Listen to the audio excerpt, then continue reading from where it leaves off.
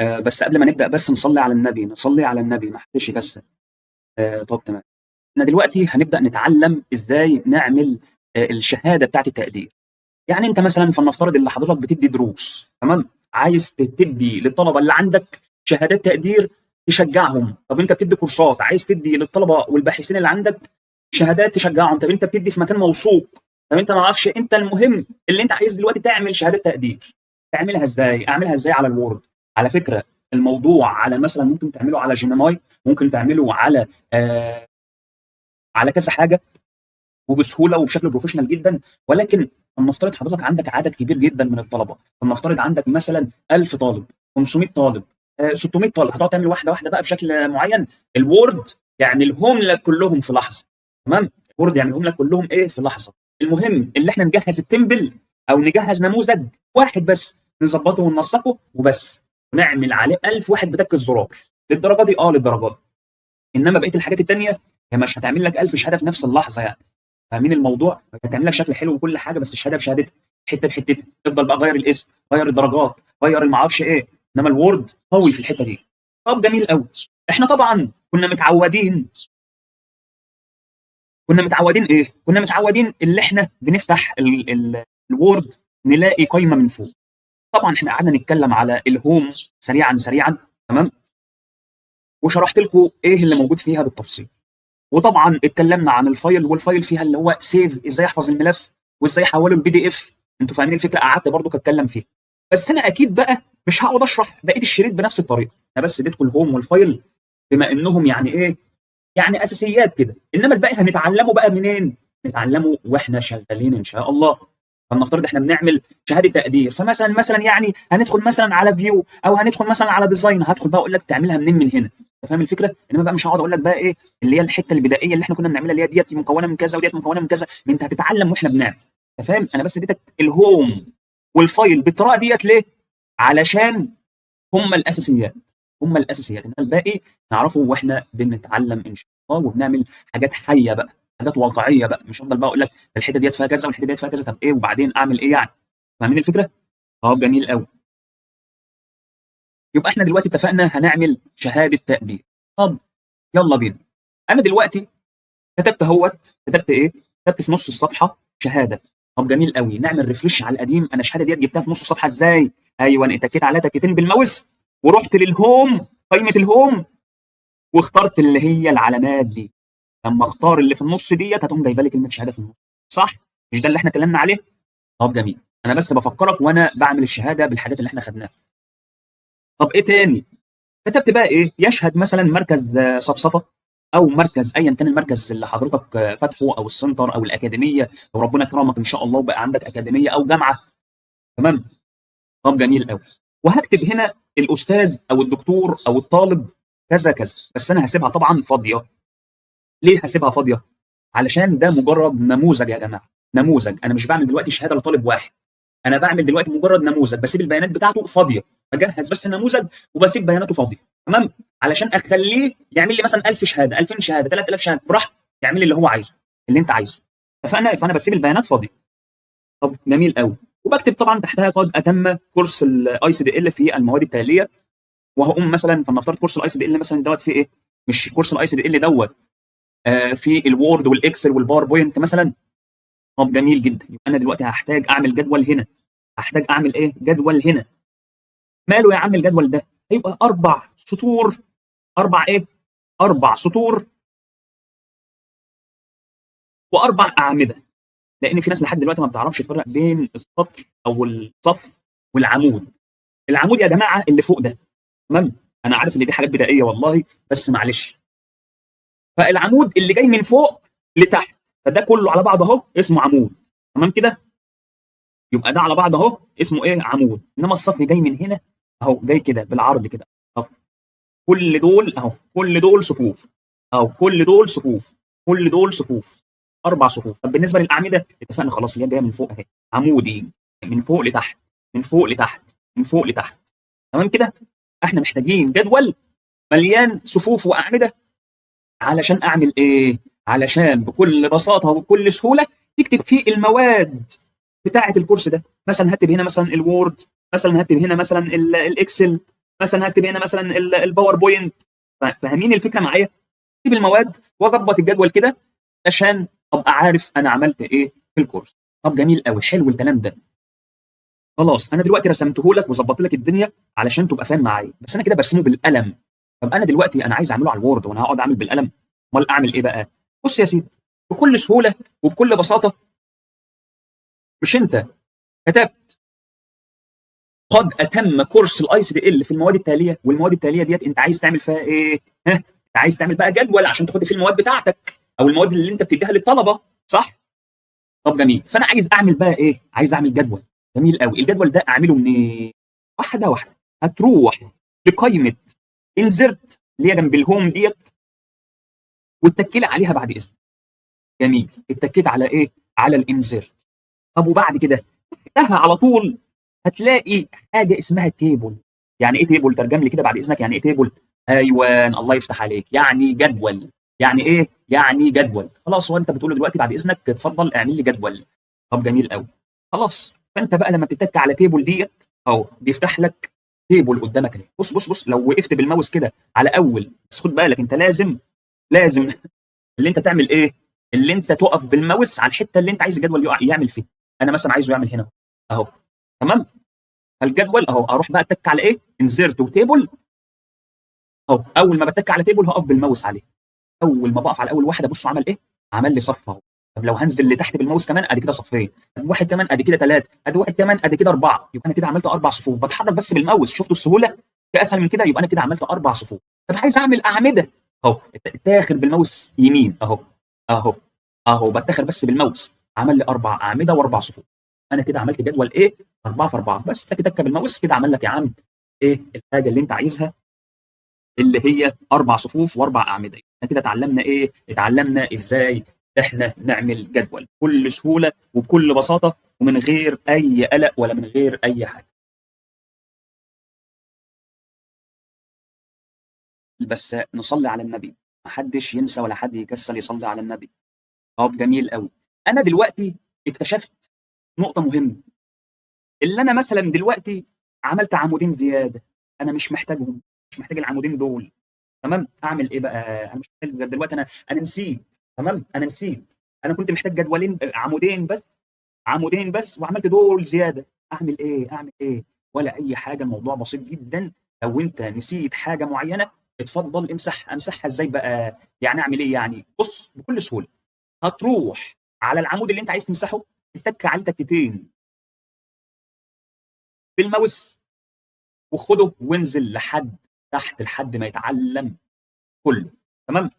بعد كده هتتك كليك يمين بالماوس، هيظهر لك القايمه دي. هختار ايه منها؟ اختار حاجه اسمها ديليت كولوم. هو عايز امسح عمود. تمام كده. يبقى للمره الثانيه ها، اعمل ايه بقى؟ تك تكتين هيحدد لي العمود اهو. انزل لتحت بالماوس لحد ما يحدده لي، واتك كليك يمين واتك ديليت كولوم اهو، بكل سهوله مسحه لي. طب العمود الثاني نفس الحوار، احدده بالماوس واتك كليك يمين وبعد كده اتك ديليت كولوم. طب من ناحيه الصف، لو مثلا عايز امسح صف مش عايز امسح عمود، امسك نفس الطريقه، حدد الصف اللي انت عايزه واتك كليك يمين واتك ديليت.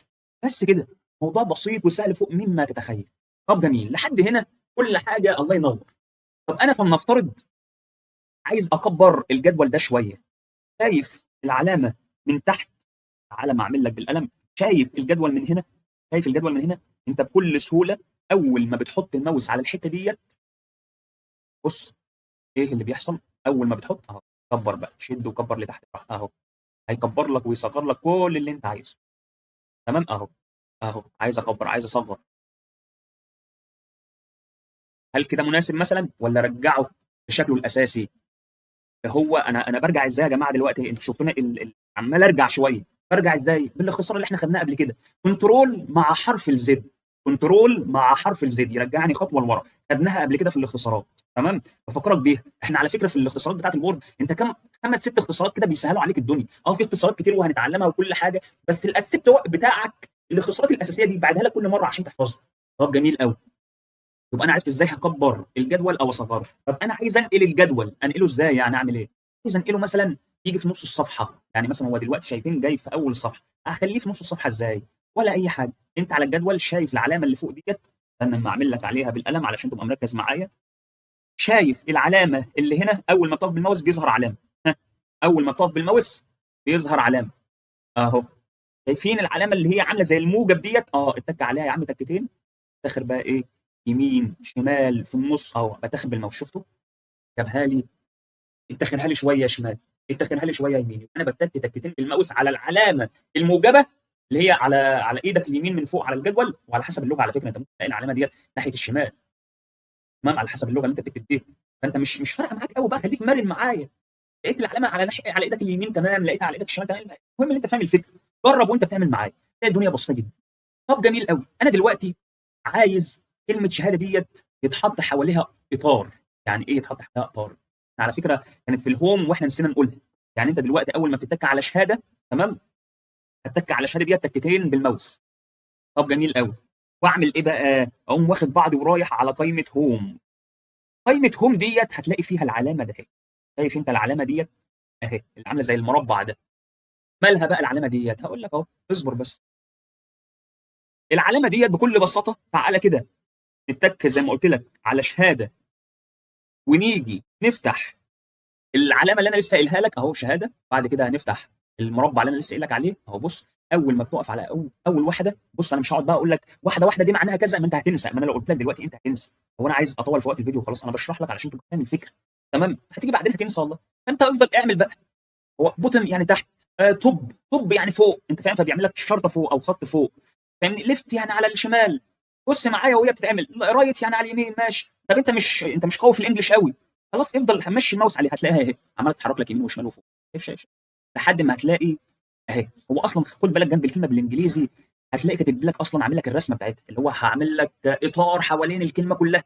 لا ده انا هعمل لك ناحيه اليمين، يعني رايت دي اهي. بص هتلاقي خط كده على الجنب او الجدار اليمين. انت فاهم الفكره؟ بس احنا كلنا بنعرف نقرا انجلش يعني، فانت يعني ايه، حاول تتعلم كده وتظبط الدنيا. طب جميل. فانا هختار اول اوردر اللي هي علشان ايه؟ كلمه شهاده ديت تتحط لي جوه اطار.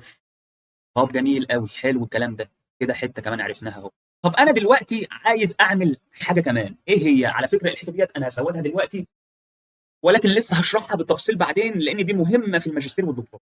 مهمه في الماجستير والدكتوراه جدا جدا. طب جميل قوي. اللي هي ايه؟ اللي هي اعلى الصفحه او اسفل الصفحه.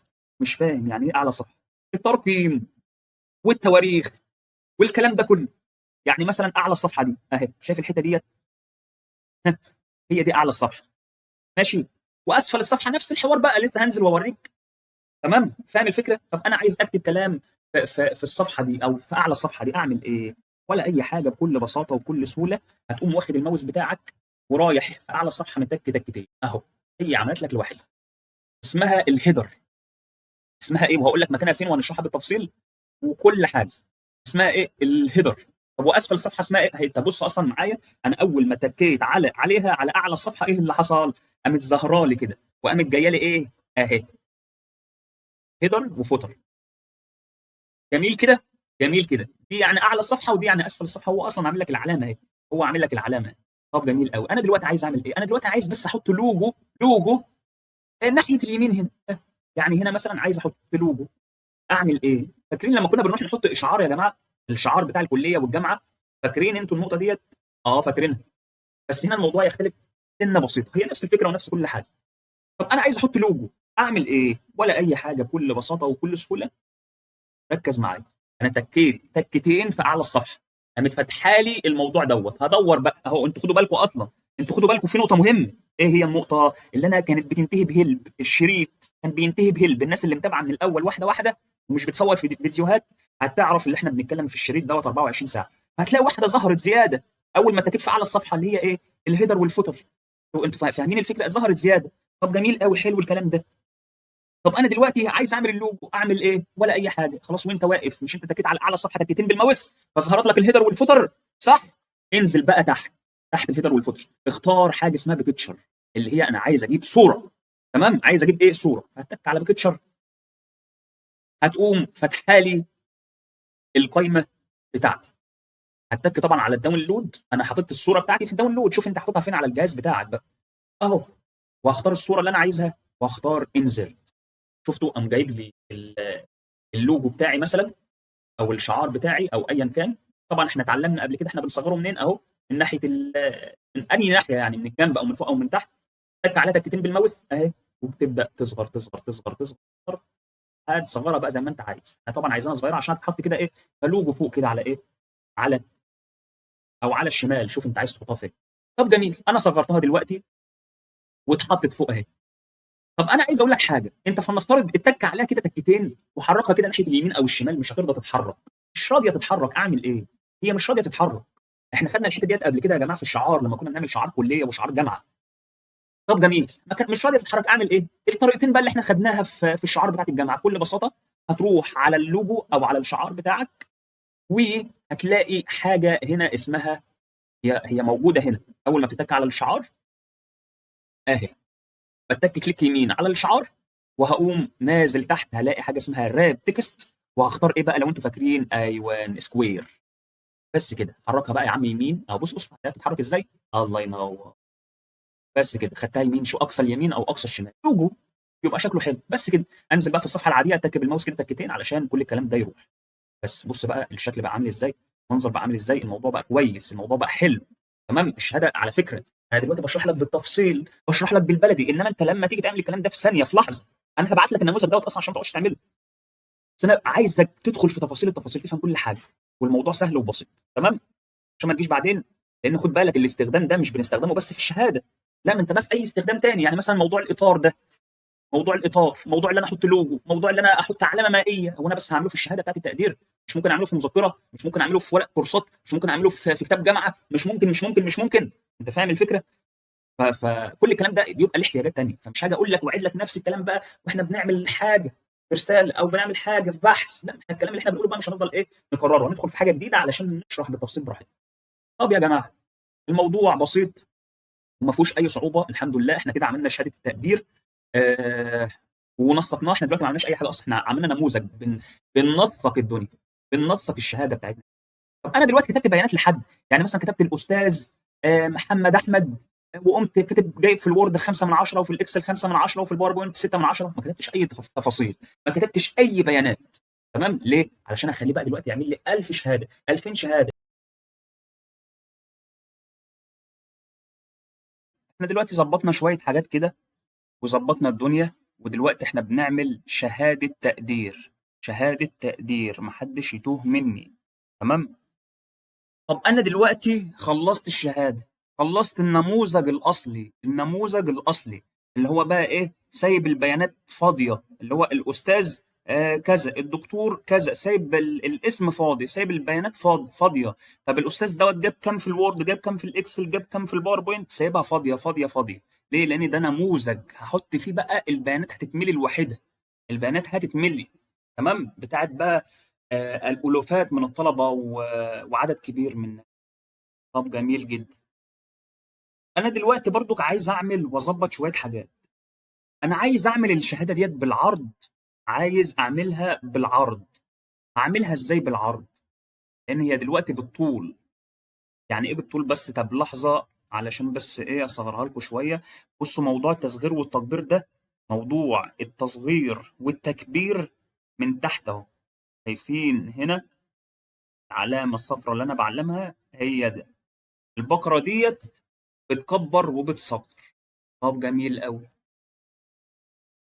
او بالماوس طبعا، يعني انا بالتاتش بتاع اللابتوب بقوم بصباعي الاثنين متاخر لجوه، اكن الصباعين الاثنين كده جايين على بعض، فبتقوم تصغر. فهي قدامكم هي بالطول. تمام. انا عايز بقى ايه، اخليها بالعرض. اعمل ايه علشان تبقى بالعرض؟ ها، اعمل ايه؟ اقوم واخد بعضي رايح جاري لعندي حاجه اسمها لاي اوت اهي، انا بعمل لك عليها علامه اهي، اسمها ايه؟ اسمها لاي اوت. جميل قوي. لاي اوت دي تعالى كده ندخل عليها نشوف فيها ايه. اول ما هتك على لاي اوت، حلو قوي، هلاقي حاجه اسمها organization اهي، بعمل لك عليها علامه organization. حلو قوي الكلام ده.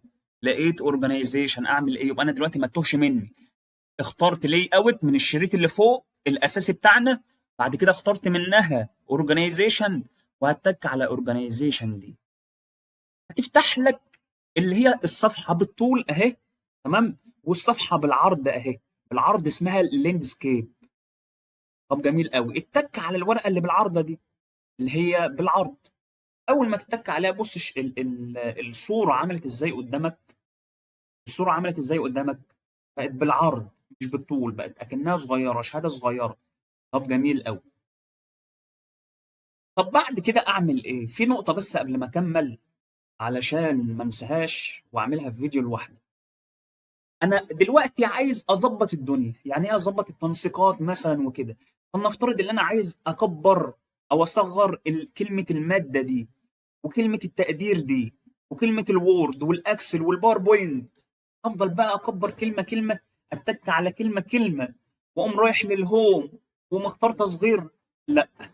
امال اعمل ايه؟ اختار التك بالماوس تكتين على كلمه الماده، وبعد كده التك زرار كنترول.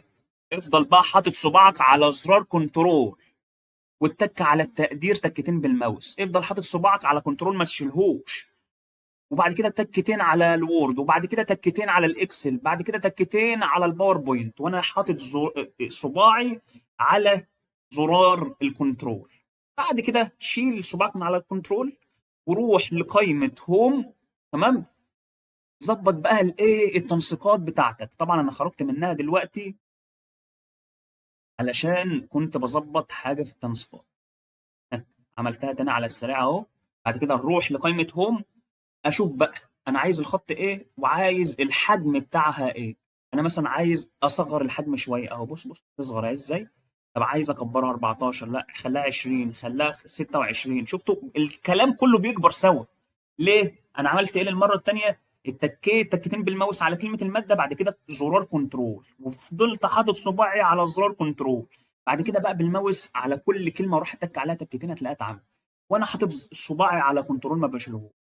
طب جميل قوي. بعد كده ايه؟ شفتوا كله بيكبر سوا ازاي، كله بيصغر سوا ازاي. ظبط بقى التنسيقات زي ما انت عايز بقى، ده حاجه ترجع لك انت. تمام. وشكل الشهاده بتاعتك والكلام ده. طبعا للمره الثانيه احنا خدنا حاجه قبل كده سريعا سريعا، اللي هي بتاعه الديزاين. خدنا حاجه اللي هي بتاعه الديزاين، وقلنا اللي احنا خدنا اخر ثلاثه دول صح مش حصل؟ اللي هي ووتر مارك. انا بفكركم سريعا سريعا. خدنا ووتر مارك. يعني ايه ووتر مارك؟ العلامه المائيه، وعرفنا قبل كده بنستخدمها ازاي. وعندنا باك جراوند اللي هو بتغير الصفحه. شفت اول ما بتك على باك جراوند ديت حاجه، بص على الصفحه، بص بص، بتغير لي لون الشهاده. لون الشهاده بتاعتي مثلا اخترتها اللون ده. وعندنا بيج بوردر اللي هو اهو، من غير ما اقول لك هي ايه اصلا. اول ما اتكيت عليها هي فتحت اهيت. هتك مثلا اي واحده منهم من الاختيارات اللي قدامي ديت. بص عملت ايه، هتعمل ايه اهو. شفت عملت ايه؟ عملت الخط اللي حوالين الشهاده ده. شفت المنظر بقى عامل ازاي؟ طبعا بقى انت تقعد تظبط التنسيقات اكتر واكتر، وهنظبطها اكتر واكتر بعدين. طب نعمل العلامه بتاعت الوتر مارك؟ لا بصوا احنا خدناها قبل كده فمش مشكله بقى، انتوا فهمتوا بتتعمل ازاي.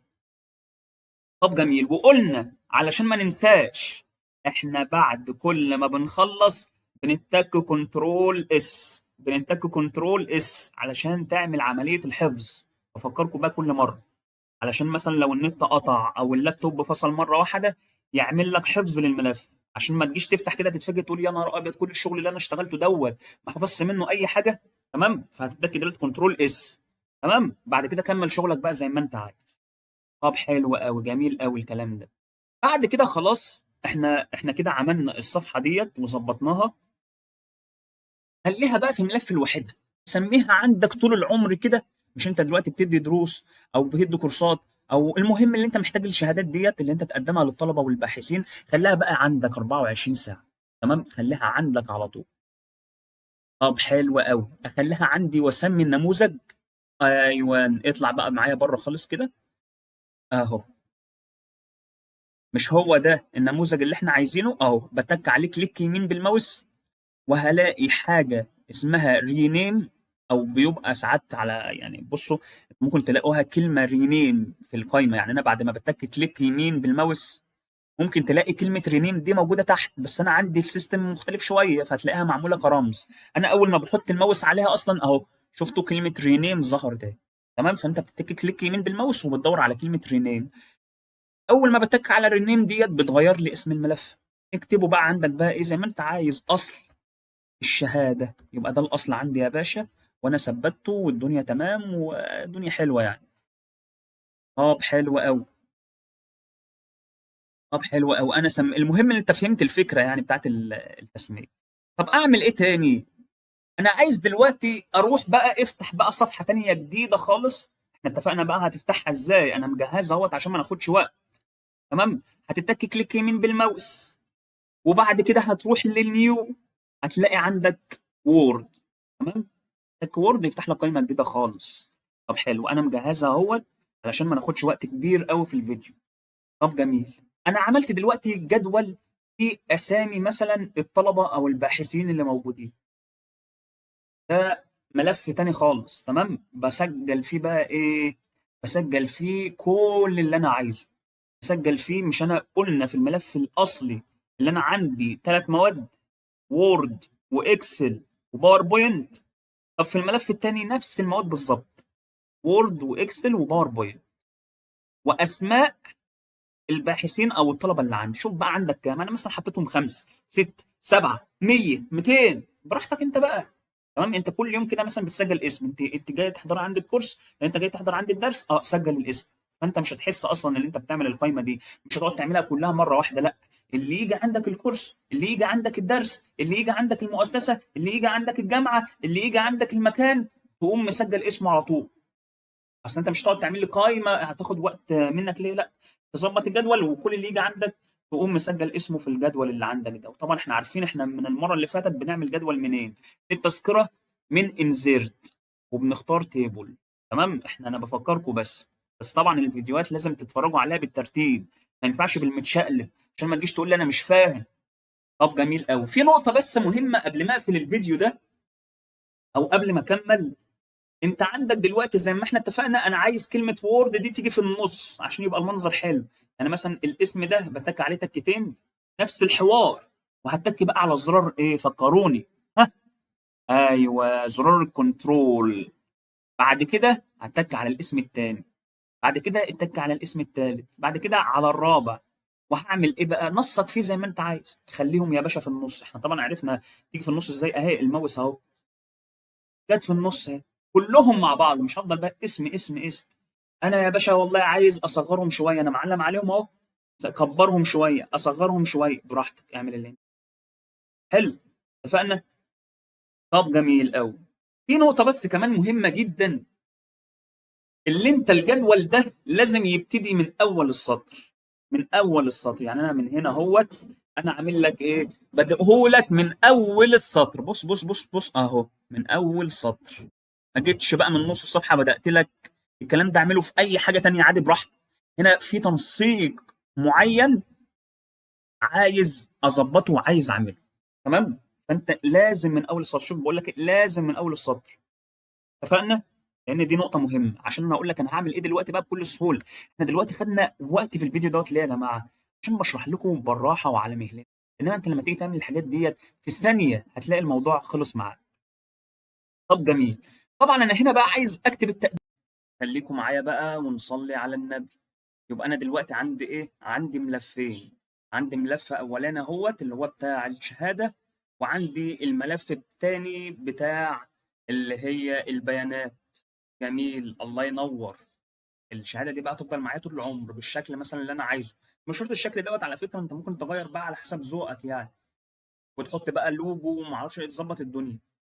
طب جميل قوي. فلنفترض ان الشهاده ديت خلاص بقى هي الشهاده بتاعت المكان بتاعك، تفضل معاك طول العمر، مش هتفضل بقى تعمل الليله دي كلها تاني وما اعرفش ايه. لا، الشهاده بقى بقت معاك على طول. امال ايه اللي هيتغير؟ اللي هيتغير هو جدول البيانات. يعني انت عندك جدول البيانات اهو. تعالوا نكبر الشاشه شويه. اللي احنا لسه عاملينه. طب احنا دلوقتي عايزين ايه؟ تعالوا بقى نفتح الملف بتاع الشهاده نفسه. احنا دلوقتي عايزين ايه؟ احنا دلوقتي محتاجين نقول له يا عم الوورد بعد اذنك ادمج لي الملفين مع بعض. ادمج لي ايه؟ الملفين مع بعض.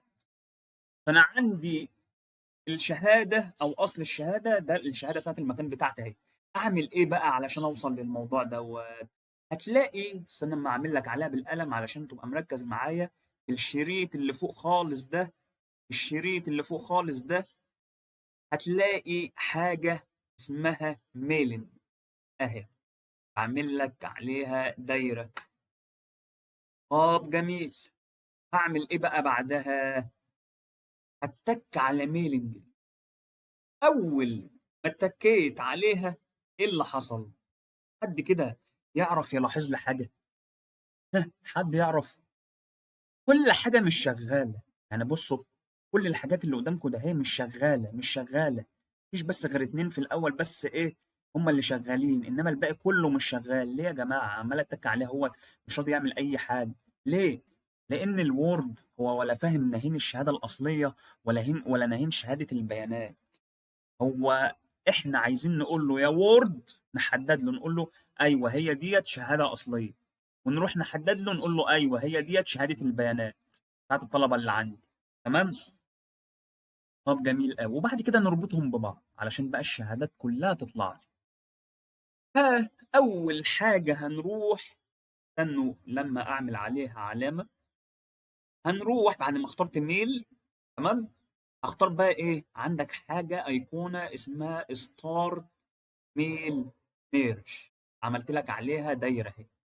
مالها ديت بقى؟ اتك عليها. اتك عليها. اول ما هتتك عليها، اختار اول واحده اللي هي اللتر. هي ايه؟ لتر. بس كده. كده انا عملت ايه؟ كده انا قلت له يا وورد، هي ديت الشهاده الاصليه، هي ديت الشهاده اللي انا هسلمها للناس، هي ديت الشهاده الاصليه. حلو كده. حلو كده، الله يفتح عليك. طب هعمل ايه تاني بقى؟ هعمل ايه تاني بالبلدي كده؟ ها، حد يعرف يقول لي؟ ايوان.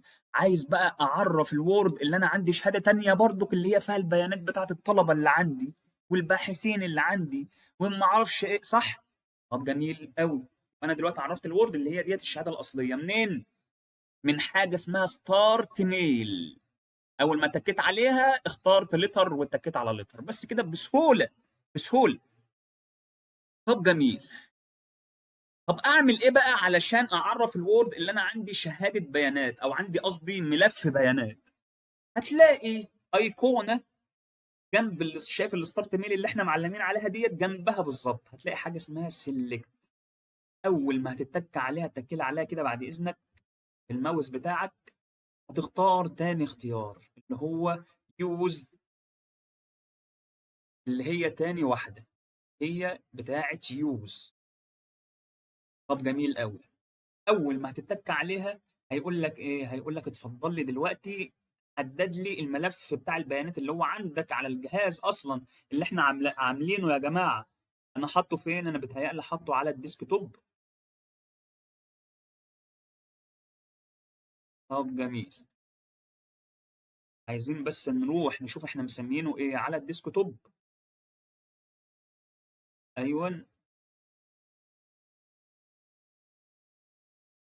طب جميل. احنا مسمينه 1. فانت بقى سميه بالاسم اللي انت عايزه. طب جميل قوي. فانا هروح للشهاده الاصليه بتاعتي واختار حاجه اسمها سيلكت، وتاني واحده منها اللي هي يوز. اول ما هتتك يوز هيقول لك والله روح شوف لي انت حاطط لي الكلام دوت فين، الملف بتاع البيانات حاطه فين بعد اذنك. حاطه على الديسك توب، ملف اسمه نيو مايكروسوفت اهو. انت سميه بقى الاسم اللي انت عايزه على الجهاز بتاعك علشان ما تتوهش كده زي ما احنا توهنا دلوقتي. نسيت انا مسميه ايه؟ اكتبه سميه ملف البيانات. تمام. الاخطاء اللي احنا بنقع فيها ديت اهو بتذكرنا بحاجات تانية. سميه ايه؟ ملف البيانات بس. وهتيجي تحت هنا على اوبن ديت، هتتك على اوبن اهو. كده اتكيت ايه؟ اوبن. طب جميل. حد كده ملاحظ حاجه معايا؟ حد لاحظ حاجة معايا يا جماعة؟ لا ركزوا بالله عليك. ايه اللي احنا لاحظناه؟ الكلام اللي كان مقفول اتفتح. اهو بعلم لك عليه اهو. اتفتح. كل ده اتفتح. كله اشتغل. الله. ليه؟ ها، جاوب انت بقى. ما هو خلاص انا حددت له الشهاده الاصليه فين وشهاده البيانات فين. الشهاده الاصليه من ستارت ميل اللي هي دي، وشهاده البيانات من سيلكت. طب جميل قوي، حلو قوي الكلام ده. انا دلوقتي المفروض هعمل ايه تاني؟ ها، حد يقول لي. ايوه، المفروض دلوقتي بقى اقوم دامج الشهادتين مع بعض. وانا خلاص قلت له فين الشهاده الاصليه وفين شهاده البيانات. امال انا عايز اعمل له ايه دلوقتي؟ انا عايز اقول له بعد اذن حضرتك انا عايز بقى ادمجهم مع بعض، يطلع لي الشهادات دي، يعملوا لي الشهادات دي. اعمل ايه؟ هتلاقي عندك حاجه من ضمن الحاجات اللي فتحت اسمها insert merge field. اهي بعمل لك عليها دايره علشان برضو في ناس هتلاقيها شغاله بالعربي. تمام. فانا بعمل لك الدايره دي مخصوص ليه؟ عشان اللي شغال بالعربي. فترجمها وهتلاقيها برضو موجوده عندك بالعربي. بس كده. طب جميل، اتكلي عليها كده. ها، هنتك على insert merge file. هتلاقي ايه؟ هتلاقي عندك الاسم والوورد والاكسل والباوربوينت. يعني ايه الكلام ده؟ يعني بص يا جماعه، فاكرين انتوا الملف بتاع البيانات اللي احنا عاملينه؟ ده كان فيه الاسم والوورد والاكسل والباوربوينت. الله يفتح عليكم، الله يفتح عليكم. فانا هنا برضو اول ما اتكيت على insert merge field، اول ما اتكيت عليها ظهر لي نفس الحاجه. هاجي بقى هنا في الشهاده الاصليه بتاعتي جنب الاستاذ ديت مثلا، وهقوم مثلا ايه، اقول له انا واقف هنا اهو، وهروح على انزيرت ميرج فيلد، اختار الاسم فجنب الاستاذ الاسم، وهاجي على الوورد اللي هو بقى مكان التقدير يا جماعه، مكان التقدير. هاجي اعمل نفس الحوار اللي انا عملته جنب الاسم. ها، هروح على انزيرت ميرج فيلد، اختار وول، هو التقدير بتاع الوورد ظهر لي يا باشا. اروح عند الاكسل، احط بالماوس كده الماوس، احط الماوس على التقدير بتاع الاكسل، واروح تاني الانزيرت ميرج فيلد، اختار الاكسل. ها، وعند الباوربوينت نفس الحوار، اتك بالماوس، هتلاقي هتروح برضك لانزيرت ميرج فيلد، هتختار باوربوينت. حلو كده، حلو كده، الله يفتح عليك. كده بقى انا خلصت كل حاجه. خدوا بالكم الفيديو دوت طول علشان انا بشرح لك. انت خلاص الشهاده دي مش هتقعد تصممها مليون مره، صح ولا مش صح؟ هي مره يوم كده خلاص تقعد تصممها وخلاص بقت الشهاده موجوده عندك. هي البيانات بس هي اللي تتجدد باستمرار. فبزرارين اللي احنا هراجعهم لكم على السريع، اللي هو ستارت ميل ميرج. ها قولوا معايا، انا لسه قايلها من شويه، اللي هي بتاعت ايه؟ اتك عليها واتك لتر علشان اقول له هي ديت الشهاده الاصليه. طب اللي جنبها سيلكت، بتك عليها واختار تاني واحده اللي هي بتاعت اليوز. هيفتح لي الملف، هيقول لي جيب لي ايه؟ دور لي يا باشا على البيانات، الملف بتاع البيانات بتاعتك اللي انت حاطط فيه التقديرات.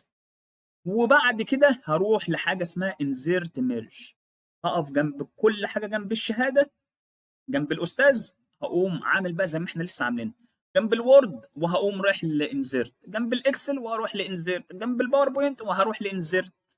انتوا اللي احنا لسه عاملينه بالظبط، مفيش حاجه احنا عملناها جديده. انا براجع لك بس على السريع. انت لو مش فاهم عيد الفيديو من الاول، انا هشرح لك ايه بالراحه اكتر من كده. ده انا ماشي تاتا تاتا علشان محدش يقول لي مش فاهم. تمام، علشان يتناسب مع جميع المستويات. طب جميل قوي. طب انا دلوقتي المفروض اعمل ايه؟ المفروض اعمل ايه بقى؟ هتلاقي عندك حاجه اسمها ريفيو. خلصنا اصلا. احنا دلوقتي خلاص يعتبر خلصنا، عرفنا الدنيا رايحه فين وجايه منين. دلوقتي ما عادش عندنا غير خطوة واحدة بس، اللي هي ايه؟ آخر خطوة، اللي هي بتاعة الفينش ميرج. آخر خطوة عملت لك عليها دايرة. يبقى احنا دلوقتي فين؟ احنا دلوقتي في الشريط بتاع الشريط الاساسي اللي فوق، اخترت ميلنج، تمام، وبعد كده استخدمت منه ايه، ستارت ميل، واستخدمت سيلكت، تمام، واستخدمت انزرت اللي هي دي. اخر حاجه بقى هستخدمها اللي هي بتاعه الفينش. طب تعالوا كده نجرب نشوف الدنيا رايحه فين وجايه منين في موضوع الفينش ديت. يعني ايه فينش؟ فينش يعني خلاص انا خلصت، صح؟ فاول ما اتك عليها اهو، تعالوا نتك عليها، هيظهر لي الاوبشن اللي طلع ده. اول واحده بيقول لك ان انت عايز تحفظ الملف دوت عندك ولا لا. فاهم الفكره؟ يعني انت عايز مثلا، مش انت عملت مثلا عندك الشهادات وعندك البيانات، فلنفترض الخمس شهادات ولا ال 20 شهاده ولا ال 200 شهاده ولا ايا كان، عايز تحفظهم عندك في ملف ولا لا؟ فلو عايز تحفظهم في ملف اختار اول واحده. طب تاني واحده اللي هي البرنت، لو عندك مكنه طباعه ومش عايز تحفظهم في ملف، انت عايز تخلي ال الشهادات دي تطبع على المكنه على طول. فاهم حاجه؟ تطبع على المكنه على طول، هتختار تاني واحده. طبعا احنا معظمنا حتى لو عندنا مكنه فهنختار برضو اللي احنا محتاجين نحفظهم عندنا، فهختار اول واحده من فينيش. يبقى انا هتك على فينيش بعد ما اخلص خالص، وهتك على اول واحده اللي هي بتاعه الايديت. طب جميل قوي. اول ما بتك عليها طبعا هيظهر لي قائمه، وهيقول لي بص بقى الحركه اللطيفه ديت، هيقول لي قول اللي هو اطبع لي كل الشهادات، ولا من شهادة مثلا رقم 5 لشهادة رقم 6. أنا هفهمك حاجة، مش أنت فاكر معايا ملف البيانات؟ تعالوا يا جماعة كده نبص سريعا على ملف البيانات بتاعنا. مش ده كان ملف البيانات، صح؟ طب جميل قوي. ملف البيانات دوت أهو في 1 2 3 4 5، ما أنا هزود عليه بعدين، صح؟ عشان أنا هزود عليه بعدين هيجي لي طلبة وأزود عليه كل شوية وأزود عليه وأزود عليه وأزود عليه، أو فلنفترض أيا كان السبب يعني. فحضرتك عايز تقول له مثلا ما تطبعليش مثلا رحمه، اطبع لي من اول ايمان اللي هي رقم 2 دي لحد مصطفى. فهتيجي في الملف الاساسي بتاعك اهو، وانت بعد ما اتكينا فينش وقلنا عايزين نحفظ الملف بتاعنا اللي هي اول واحده اللي هي بتاعت ايديت، هيظهر لي دي. لا اما هقول له اطبع لي كل البيانات في شهاده لوحدها، ولا اقول له لا اطبع لي من شهاده رقم مثلا 2 لشهاده رقم مثلا 5. فاهمين الفكره؟ بس كده. بس انا دلوقتي هختار اول، لان احنا عايزين نطبعها كلها، نطبع كل الشهادات. احنا دلوقتي عملنا كام شهاده للمره الثانيه؟ هي شهاده واحده الاصليه اللي قدامنا دي، صح؟ وبناء عليه هو بقى هيعمل لي 10000 شهاده على حسب البيانات اللي انت حاططها في ملف البيانات اللي احنا خدناه في الاول. بس كده يا جماعه، هتتك اوكي، تمام. بس كده. تعالوا بقى بصوا معايا، اتفرجوا معايا، نصغر بس الحجم شويه اهو. احنا مش كان عندنا في ملف البيانات اهو، نبص سريعا، كان عندنا كام اسم؟ ادي رحمه، 1 2 3 4 5، 5 اسماء. تعالوا بقى نشوف كده هو عمل لي كام شهاده، نشوف هو عمل لي كام شهاده.